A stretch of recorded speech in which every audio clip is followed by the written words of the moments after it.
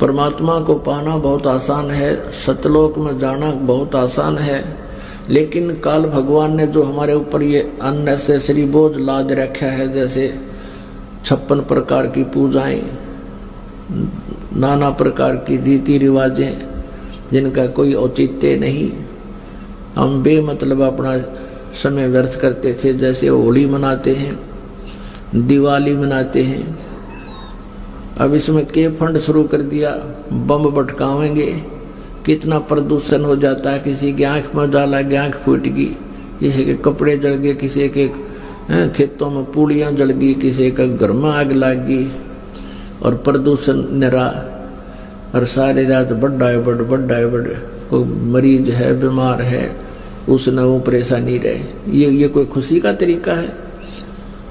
और फिर उद्देश्य क्या? मिला इस दिन भगवान श्री राम सीता ने लेकर आया था, दिवाली वाले दिन वापस आया था, और वह गई भी तो थी काटी उसने 2 साल बाद से। फिर वो क्यों ना मनाया जिस दिन वह माँ दुखी रही, सारी उम्र तंग पाई? इस एक दिन के दिवाली वाले दिन ने के दे दिया सीता जी को, आजीवन भटकती रही, एक जंगल में टाइम पास किया, 2 बच्चों को लेकर के रहती थी। यानी विष्णु जी के अवतार आए श्री रामचंद्र श्री कृष्ण जी। भगवान विष्णु को श्राप दिया था नारद जी ने कि एक जीवन तू पत्नी के वियोग में अपना बितावेगा, तेरी दुर्गति रहेगी। और ऐसा ही हुआ, श्री रामचंद्र रूप में विष्णु जी का जन्म हुआ, राजा दशरथ के घर पे विवाह हुआ, विवाह से होते ही वनवास हुआ, वनवास से सीता जी का अपहरण हुआ, और एक घोर घमासान युद्ध करके करोड़ों व्यक्तियों की मृत्यु हुई। जब सीता जी वापस लाए, संहार हुआ, आते ही घर से निकाल दिया गया। आजीवन श्री राम और सीता जी नहीं मिल सके, बाद में कई 1000 वर्षों तक रहे वो। जिस व्यक्ति के बच्चे जंगल में कहीं धक्के खा रहे हैं और वो राजा बना हुआ हो, क्या वो सुखी हो सकता है?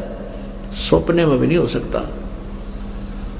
श्री कृष्ण जी वही श्री रामचंद्र वाली आत्मा, विष्णु वाली आत्मा श्री कृष्ण रूप में आए थे। राम रूप में श्री कृष्ण जी वाली आत्मा, विष्णु जी वाली आत्मा ने सुग्रीव के भाई बाली को मारा था, धोखा देकर, एक वृक्ष की ओट लेकर धोखे से मारा था। फिर उसका भी श्री कृष्ण जी रूप में बदला देना पड़ा। वो बाली वाली आत्मा तो एक शिकारी बना, और श्री राम वाली आत्मा श्री कृष्ण रूप में जन्मे, और शिकारी ने भगवान श्री कृष्ण जी के पैर में तीर मार के, विषाक्त तीर मार के उनका वध किया। अब परमात्मा कहते हैं, तुम कौन राम का जपते जापम। नारद जी का श्राप नहीं काट सके, वे अपना नहीं काट सके, श्राप तो उरा कैसे काटेंगे? अपना कर्म नहीं भी उन्होंने भोगना पड़ा, विष्णु जी ने, श्री कृष्ण जी ने, तो अनुयायियों का वह कैसे दुख निवारण कर सकते हैं? तुम कौन राम का जपते जापम, और ताते कटे ना ये तुम्हारे तीनों तापम। श्री विष्णु जी के अवतार श्री कृष्ण जी, श्री रामचंद्र जी, श्री रामचंद्र के रूप में राजा दशरथ के घर जन्म जब श्री विष्णु जी का हुआ, युवा हुए, युवा होते विवाह हुआ, विवाह होते ही वनवास हुआ, वनवास से सीता का हरण हुआ, यानी उसकी पत्नी का रावण उठा ले गया, और फिर रावण के साथ युद्ध हुआ, पुण्यात्माओं करोड़ों व्यक्ति मारे गए वहां पर। तब सीता की वापसी हुई। वापसी आने पर बड़ी खुशी बनाई, नगरी में दीप जलाए गए घी के।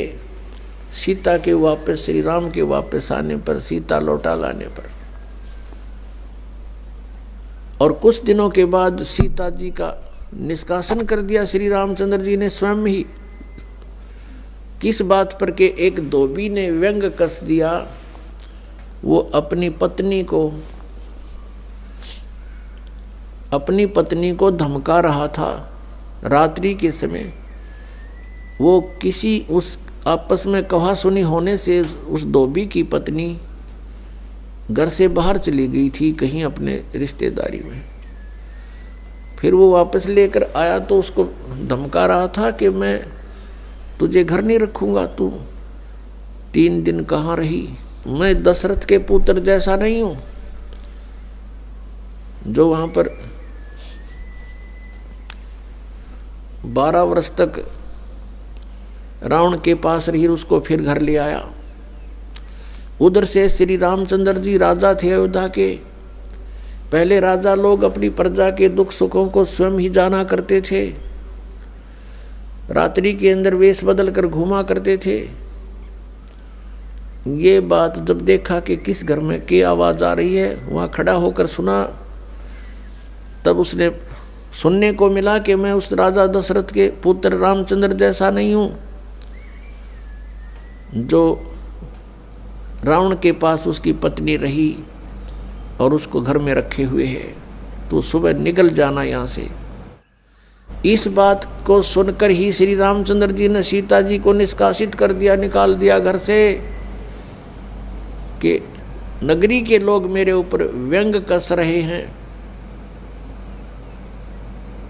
और मैं ये बात नहीं सुन सकता।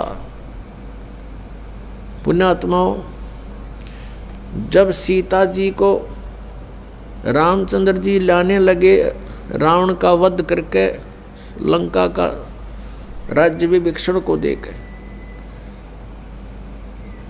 तब श्री रामचंद्र जी ने कहा था कि मैं तेरी परीक्षा लूंगा और यदि परीक्षा में सफल होगी तो मैं ले चलूंगा, नहीं तो नहीं ले चलूंगा। मैं तुझे अग्नि में जलाऊंगा, यदि तू अग्नि में जल गई तो समझूं तेरी कि तू कलंकित थी, तू रावण को समर्पित हो चुकी थी, और यदि अग्नि में तू नहीं जली तो मैं निष्कलंक जानूंगा, तब तुझे ले चलूंगा। ऐसा ही किया गया। सीता को अग्नि में बैठा दिया और हजारों की संख्या में दर्शक थे, सीता जी नहीं जली और सब ने कहा कि भगवान निष्कलंक है, माई निष्कलंक है। और इतनी कठोर परीक्षा लेकर के वापस अपने घर लाया था और फिर एक व्यक्ति के कहने से श्री रामचंद्र जी ने उसको निकाल दिया, अपनी पत्नी को। तो कहाँ गई वो उसका अपना जजमेंट? तो ऐसे ये राजा के योग्य भी नहीं थे ये लोग, और हम इनको भगवान मान रहे थे। एक गर्भवती औरत को अपनी को घर से बाहर निकाल देता है, कहीं मरो कहीं जाओ, कोई बात थी? या फिर परीक्षा लेने की क्या जरूरत थी? और क्यों इतनी दुनिया मरवाई, फिर छोड़ देता रहे, रावण के पास ही रहती हो। पुण्यात्माओं, यहाँ का राजा काल भगवान है और ये नहीं चाहता कि यहाँ के प्राणियों को परमात्मा का पता लग जाए, जिस कारण से इसने इनको भगवान सिद्ध करवा रखा था अपने नकली दूतों के माध्यम से। और फिर क्या होता है लास्ट में, श्री रामचंद्र जी ने अश्वमेघ यज्ञ घोड़ा छोड़ दिया कि पूरी पृथ्वी पर शासन प्राप्त करने के लिए कि इस घोड़े को जो पकड़ेगा वो युद्ध करे मेरे साथ। वो घोड़ा उन्हीं के पुत्रों ने, जो सीता जी ने बाहर जाके जन्म दिया था ऋषि वाल्मीकि की कुटिया में, एक पुत्र गर्भ में था, दूसरा फिर वाल्मीकि जी की मिसअंडरस्टैंडिंग के कारण एक घास से, यानी कुसा से, या घास होती है डाब, इससे एक लड़का बनाया था। ये अलग कहानी है, फिर बताएंगे। तो लव और कुश नाम से प्रसिद्ध हुए। लव तो सीता के गर्भ से जन्म हुआ था और कुश को वाल्मीकि जी ने अपनी भक्ति शक्ति से उसको बनाया था। लव और कुश युवा थे, उन्होंने वो श्री रामचंद्र जी का घोड़ा पकड़ लिया। फिर उनका पिता पुत्रों का युद्ध हुआ तो दोनों ने छक्के छुड़ा दिए राम के, और सीता जी फिर भी उनके हाथ नहीं आई और वो पृथ्वी के अंदर समा गई। और श्री रामचंद्र जी ने आकर के सरयू नदी के अंदर, अयोध्या के साथ से बह रही एक सरयू दरिया, उसमें जल समाधि ले ली इसी दुख में। अब श्री कृष्ण जी का इतिहास देख लो। श्री विष्णु जी अवतार श्री कृष्ण जी श्री रामचंद्र जी के जीवन वाला भोग भोग के वो प्राणी श्री कृष्ण रूप में फिर जन्म हुआ। सारा जीवन दुखी रहा श्री कृष्ण, सारा जीवन जेल में जन्म हुआ, माता पिता कैद में, कभी मामा शत्रु हो गया, कभी पूतना मारने जा रही है, कभी केसी, कभी चाणोर शत्रु हो गया, कभी जरासिंह लड़ने को आ रहा है, कभी शिशुपाल से युद्ध हो रहा है, कवासुनी हो रही है, और कभी फिर काल्यवन आ रहा है। इस दुख में श्री कृष्ण जी ने मथुरा का त्याग कर दिया और ऐसे स्थान पर रहने लगे जहां कोई ना पहुंच सके। समझदार व्यक्ति यही सोचते हैं, राड से बाढ़ अच्छी होती है, झगड़े से बचाव अच्छा होता है। श्री कृष्ण जी उन सबको भी मार सकते थे, क्योंकि वो त्रिलोक के में एक विभागीय मंत्री है, एक विशेष शक्ति होती है प्राणी में, वो उनके अंदर शक्ति थी। लेकिन यही सोचा था कि किस किस ने मारूं, या तो सबकी बुद्धि भ्रष्ट। तो श्री कृष्ण जी ने द्वारका बनाई। समुद्र के बीच में एक टापू था जिसका केवल एक गेट था, द्वारिका, एक द्वार की नगरी। और ये सोच करके वहाँ यदि इतनी दूर, पहले तो कोई आवेगा नहीं, ऐसे स्थान पर जा रहे हम, और वहाँ कोई आवेगा युद्ध करने तो हम एक ही तरफ से उसका सामना कर सकते हैं, इसलिए एक गेट था उसका, और बाकी 3 समुद्र था 3 तरफ। तो वहाँ श्री कृष्ण जी चले गए, अपना अधिकतर सारा ही जीवन वहाँ व्यतीत किया। यहाँ तो ज़्यादा से ज़्यादा 18 साल के 20 वर्ष के तक यहाँ रहे थे द्वारका में, और बाकी फिर लगभग 200 वर्ष तक जिए थे श्री कृष्ण जी, और बाकी का समय द्वारका में व्यतीत किया था उन्होंने। तो अब ये जो लोग अनजान संत ऋषि, ये गुरु नकली हमें भ्रमित करते हैं कि द्वारका का उस गोवर्धन का की परिक्रमा करनी चाहिए और वृंदावन अवश्य जाना चाहिए, मथुरा में अवश्य जाना चाहिए, वहाँ हमारे भगवान ने लीला की है, उनके चरण कमल टिके हैं, वहाँ घूमा करते थे, स्नान किया करते थे। अरे श्री कृष्ण जी यहाँ तक 20 वर्ष रहे थे इस मथुरा में, बाकी 180 साल तो वहाँ रहे हैं द्वारका में, और वहाँ का नामो निशान मिट गया उस द्वारका को। इसलिए वहाँ खत्म की द्वारका, समुद्र में डूब गई श्री कृष्ण जी की मृत्यु के बाद, और यादों का विनाश हो गया था, आपस में लड़के मर गए थे, और जो बाकी शेष औरतें बची थी उनको अर्जुन ले आया था, सब खाली हो गई थी द्वारका। उसके बाद वो समुद्र ने डबो दी थी, अंदर चली गई। कारण यही था कि भगवान ने सोचा कि यहाँ आएंगे फिर ये धक्के खान द्वारका में इतनी दूर, इसलिए उसका नामो निशान मिटवा दिया था। अगर आज द्वारका होती तो ये नकली कहते द्वारका में भगवान रहे थे, वहाँ जाया करो, वहाँ बहुत पुण्य होता है।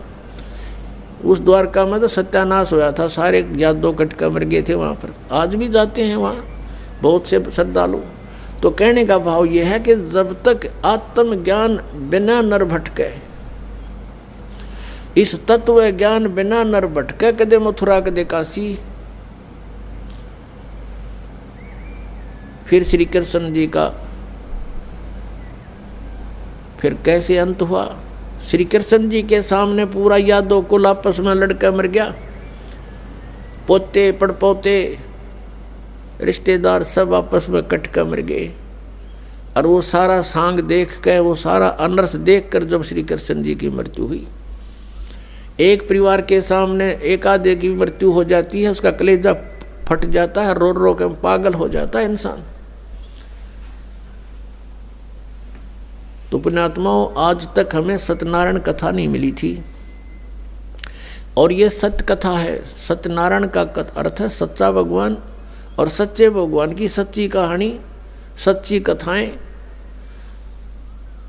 तो प्रसंग चल रहा है कि परमात्मा ने बताया कि तुम जब तक जन्म और मृत्यु के अंदर हो, सुख नहीं हो सकता, शांति नहीं हो सकती। अब इंद्र सोचता है ब्रह्मा विष्णु महेश सुखी होंगे, अब इन ब्रह्मा विष्णु महेश की आप देख रहे हो, श्री राम की, श्री विष्णु जी की, श्री कृष्ण जी की कैसे दुर्गति हुई। श्री कृष्ण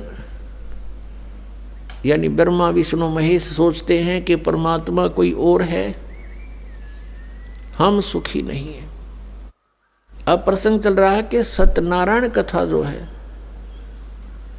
सत्यनारायण का अर्थ अविनाशी परमात्मा। ब्रह्मा विष्णु महेश ये सत्यनारायण नहीं है। श्री विष्णु जी को हम सत्यनारायण जानकर किसकी कथा सुना और सुनाया करते थे, सुनते और सुनाते थे। आपको दिखाते हैं कि श्री ब्रह्मा जी, श्री विष्णु जी, श्री शिव जी ये सत्यनारायण नहीं थे, अविनाशी भगवान नहीं थे, ये नाशवान थे, इनकी जन्म मृत्यु होती थी। एक झलक दिखाएंगे आपको, समझदार को संकेत बहुत होता है। देखिएगा श्रीमद् देवी भागवत, श्रीमद् देवी भागवत गीता प्रेस गोरखपुर से प्रकाशित है। ये इसके संपादक हैं हनुमान प्रसाद पोदार, चिमन लाल गोस्वामी। ये कहाँ से मुद्रित है? प्रकाशक एवं मुद्रक हैं गीता प्रेस गोरखपुर, गोविंद भवन कार्यालय कोलकाता का संस्थान। इसका एक थोड़ी सी झलक दिखाते हैं। 123 पृष्ठ, तीसरा स्कंध, 123 पृष्ठ है, ये तीसरा स्कंध है। भगवान विष्णु, श्री विष्णु जी अपनी माता दुर्गा की स्तुति करते हुए बता रहे हैं, तुम शुद्ध स्वरूपा हो, ये सारा संसार तुम इसे उद्भासित हो रहा है। मैं ब्रह्मा और शंकर हम सभी तुम्हारी कृपा से विद्यमान हैं। हमारा आविर्भाव और तिरोभाव हुआ करता है। आविर्भाव माने जन्म और तिरोभाव माने मृत्यु। हमारा तो जन्म और मृत्यु हुआ करता है। केवल तुम ही नित्य हो, जगत जननी हो, प्रकृति और सनातनी देवी हो। ये प्रकृति दुर्गा को कहते हैं, ये भी ध्यान रखना, ये गीता जी में काम आओगा आपका। भगवान शंकर बोले, देवी यदि महाभाग विष्णु तुम्ही से प्रकट हुए हैं तो उनके बाद उत्पन्न होने वाले ब्रह्मा भी तुम्हारे बालक हुए। फिर मैं तमोगुणी लीला करने वाला शंकर क्या तुम्हारी संतान नहीं हुआ? अर्थात मुझे भी उत्पन्न करने वाली तुम ही हो। ये स्पष्ट हो गया। शंकर भगवान कहता है कि मैं जब ब्रह्मा भी आपसे उत्पन्न हुआ तो उसके बाद मेरी उत्पत्ति हुई, क्या मैं आपका बच्चा नहीं हुआ? मुझे भी उत्पन्न करने वाली तुम ही हो। शिवे संपूर्ण संसार की सृष्टि करने में तुम बड़ी चतुर हो। ये शिवे उसी को बोलते हैं, दुर्गा को। इस संसार की सृष्टि, स्थिति और संहार में तुम्हारे गुण सदा समर्थ हैं। उन्हीं तीनों गुणों से उत्पन्न हम यानी ब्रह्मा विष्णु एवं शंकर, रजगुण ब्रह्मा, सतगुण विष्णु, तमगुण शिव जी, शंकर भगवान नियमानुसार कार्य में तत्पर रहते हैं। अब इस पवित्र पुराण ने, इस श्रीमद् देवी भागवत पवित्र पुराण ने 4 कंसेप्ट क्लियर कर दिए। एक तो ये कि ब्रह्मा विष्णु महेश नासवान है, इनकी जन्म मृत्यु होती है, ये सत्यनारायण नहीं है। और दूसरा ये हो गया कि दुर्गा इनकी माता है तीनों की। तीसरा ये हो गया कि रजगुण ब्रह्मा, सतगुण विष्णु, तमगुण शिव जी। और चौथा कंसेप्ट ये क्लियर हो गया कि ये केवल नियमित कार्य ही कर सकते हैं, यानी जिसके भाग्य में जो कुछ लिखा है उतना ही दे सकते हैं। दुख है तो दुख ही देंगे, ये उसमें परिवर्तन नहीं कर पाओगे। और सुख है आपके भाग्य में तो उसको भी यदि आप इनकी भक्ति करते हो तो निर्बाध दिला देंगे। लेकिन ये कर्म, आपके कर्म में दुख है तो उसको परिवर्तन नहीं कर सकते, या किसी भी प्रकार के पाप कर्म दंड का नाश नहीं कर सकते। न संचित कर्म को नाश कर सकते और न ही ये प्रारब्ध के कर्म का नाश कर सकते। और संचित जो हम कर रहे हैं, जो क्रियावान हैं, ये भी उसको नहीं बदल सकते। जैसे महाभारत का युद्ध हुआ, श्री कृष्ण जी ने बहुत कोशिश की, यानी विष्णु जी ने, कि ये युद्ध ना हो। उनकी 100 प्रयत्न करने पर भी युद्ध होकर ही रहा। तो जो क्रियावान कर्म थे वह भी ना बचे, उनको भी नहीं चेंज कर सके। नित कितना अनर्थ हुआ, करोड़ों व्यक्ति मारे गए, वो सारा पाप पांडवों के सिर पर रखा गया। और प्रारब्ध के कर्म को ये अपना भी नहीं काट सकते। प्रारब्ध तो दूसरों का नहीं कैसे काटेंगे। जैसे श्री राम रूप में श्री रामचंद्र जी ने सुग्रीव के भाई बाली को मारा था, धोखा देकर वृक्ष की ओट लेकर तीर मारा था। उसका भी बदला देना पड़ा, वो भी कर्म दंड भोगना पड़ा। उसके प्रारब्ध में लिखा गया वो कर्म श्री कृष्ण रूप में। जो बाली वाली आत्मा थी वो तो एक शिकारी बना, और श्री राम वाली आत्मा श्री कृष्ण बने। और श्री कृष्ण जी का वध विषाक्त तीर यानी जहर से बुझे हुए तीर मार कर उस एक शिकारी ने उनका वध किया। तो उनका अपना भी कर्म भोगना पड़ा उन भगवानों को, जिनकी हम गुण गाया करते थे, जिनको सर्वशक्तिमान बताया करते थे। तो वो भी सर्वशक्तिमान नहीं पाए, ये अविनाशी भी नहीं पाए, क्योंकि इनकी जन्म मृत्यु होती है। इनके पिता कौन है? इनके पिता काल रूपी ब्रह्म है। पुण्यात्माओं, सत्संग के अंदर परमात्मा की याद दिलाई जाती है, आत्मा और परमात्मा की सतिथि बताई जाती है। कौन से कर्म अच्छे हैं, कौन से बुरे हैं, ये याद दिलाई जाती है। और आपको जो मिशन से जुड़ता है, जो भगवान चाहता है, उसको स्ट्रिक्टली कहा जाता है कि ये पाप नहीं करोगे, ऐसा नहीं करोगे तो तुम सफल होगे, सच्चाई है ये। तो फिर वो आपके क्रियावान कर्म भी बदलवा दिए जाते हैं। जैसे कोई शराब पीता है, कोई चोरी करता है, कोई मिलावट करता है, कोई जारी करता है, कोई और बकवाद करता है, वो सब छुटवाई जाती है। वो क्रियावान कर्मों को भी चेंज कर दिया जाता है। प्रारब्ध के अंदर आपकी किस्मत में कोई ज़बरदस्त दुख है, उसको भी परमात्मा हल्का करके नाश कर देते हैं। परमेश्वर शरण में आने से आई टले बला, और जय मस्तिष्क में जय भाग्य में सूली होवा काटे में डर जा। यदि आपके भाग्य में कहीं मृत्यु दंड लिखा हो, कहते कांटा लाग के, मनमाने ठोकर लाग के, अंगूठा फूट कर जीवन बच जा। इतना हल्का करके परमात्मा, वो कबीर परमेश्वर, आपके प्रारब्ध में लिखे हुए पाप कर्म का विनाश कर देते हैं। और संचित जो कर्म आपके वहाँ रखे हैं, डिपॉजिट, उसका भी नाश कर देते हैं। क्या बताते हैं परमेश्वर अपनी महिमा? आप ही बताओ आकर के। जब ही सतनाम हृदय धरो, भयो पाप को नाश, जैसे चिंगारी अग्नि की भाई पड़े पुराने घास। हमारे संचित कर्मों का ढेर लगा पड़ा है। हम आप जी को अब मिली है सत साधना, जो सच्ची साधना करनी चाहिए थी।